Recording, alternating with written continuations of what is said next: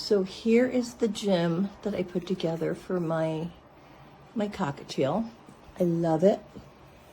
He loves the top because he can look out the window.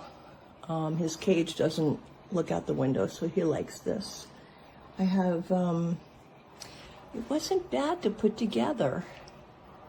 You just followed the A, B, C, D bags and put the screws in.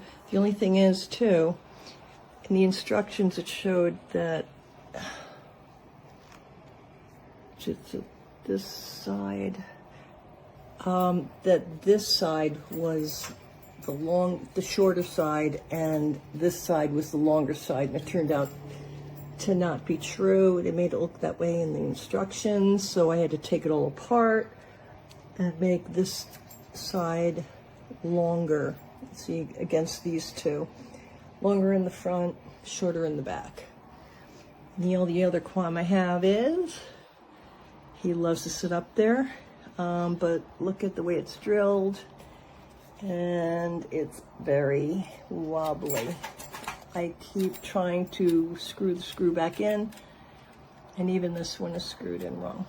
But I have the food and his water up here because it usually leans this way, and this makes it straight.